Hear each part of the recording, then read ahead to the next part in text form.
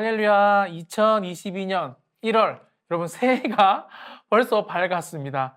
올 한 해는 하나님 안에서 더욱더 풍성한 은혜가 가득하기를 예수님의 이름으로 간절히 소망해 봅니다.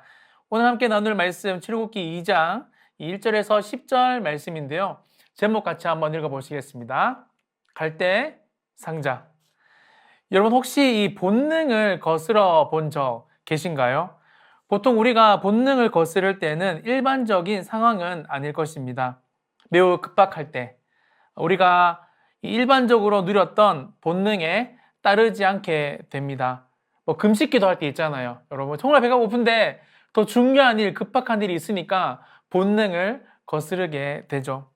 하지만 여러분 우리 인간의 이 본능에 의지하는 것도 참 중요한 일이지만 우리 인생의 모든 여정을 아시는 우리 전능하신 하나님의 본능에 저와 여러분의 인생을 맡겨보는 것 어떨까요? 그럼 다 함께 본문 연구를 보시겠습니다. 1번 레위 여인이 아기를 갈대 상자에 담게 된 이유는 무엇입니까? 우리 1절에서 3절에 보시면요. 아기를 더 숨길 수 없게 되었기 때문입니다. 당시 애굽 왕은 히브리인이 아들을 낳으면 모두 죽이라는 명령을 내린 상태였다라고 말하죠. 여러분 자신이 낳은 아들을 어쩔 수 없이 갈대 상자에 담아 바다와 같은 큰 나일강에 던진다는 것은 본능을 거스르는 행동입니다. 할 수만 있다면 본인이 아기 대신에 아마 갈대 상자에 들어가고 싶은 그런 심정이었을 거예요. 저는 오늘 1번 문제에서 이 문제가 여러분 다른 사람이 아니라 레위 여자에게 일어났다는 것. 다시 말해 하나님을 잘 섬기는 대표적인 가문 레위 가정에서 일어났다는 것을 말씀드리고 싶어요. 그렇습니다, 여러분.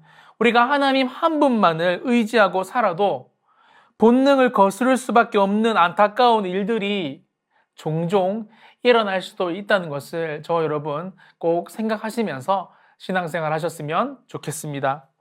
2번 보시면요.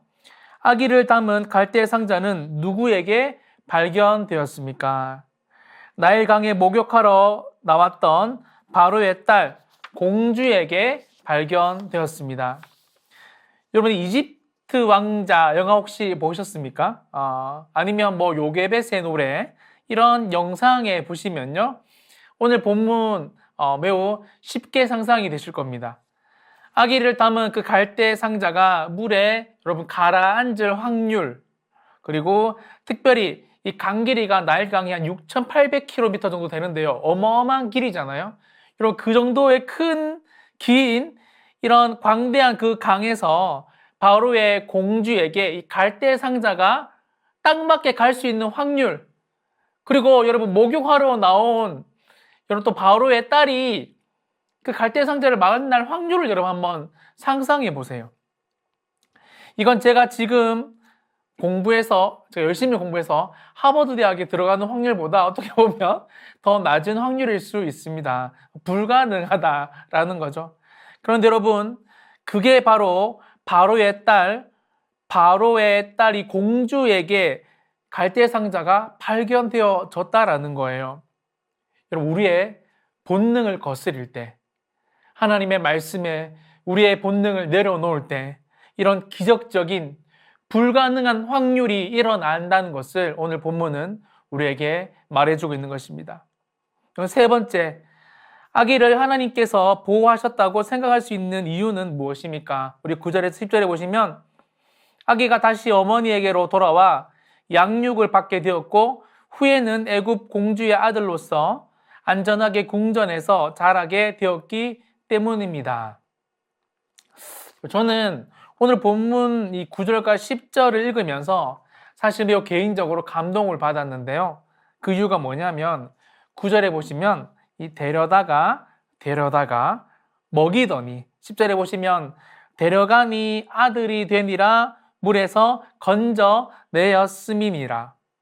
여러분 능동태가 아니라 수동태로 가득한 것이 바로 9절 10절 이 모세의 가문에 있었던 일들이다라는 것입니다.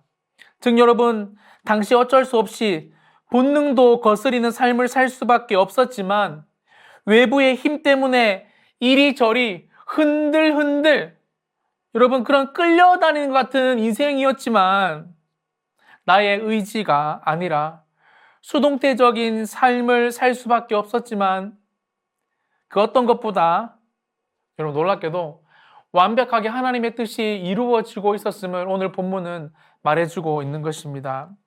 그것이 바로 여러분 하나님의 보호, 하나님의 인도하심입니다. 결론인데요. 사랑하는 여러분, 본능을 거스리는 상황이 온다는 것은 도저히 우리의 힘으로 어쩔 수 없는 상황이 벌써 도래했다, 왔다라는 거예요. 어려워지는 사업, 늦어지는 결혼, 가망이 보이지 않는 건강, 갈등으로 회복이 불가능한 가정의 상태 등등. 하지만 여러분 이때 그분께 저와 여러분의 삶을 믿음으로 내어드려 보는 것입니다. 갈대의 상자를 나일강에 던져놓는 것처럼 말이죠. 그때 저와 여러분 알게 될 것입니다.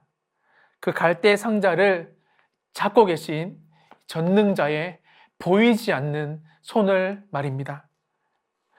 시작하는 저와 여러분의 이 2022년, 특별히 우리 인생의 여러분이 갈대의 상자를 잡고 계시는 전능자의 손을 정말 한번 경험해 보시는 복된 2022년 1월, 특별히 이번 한 주가 되시기를 예수님의 이름으로 축원드립니다. 감사합니다.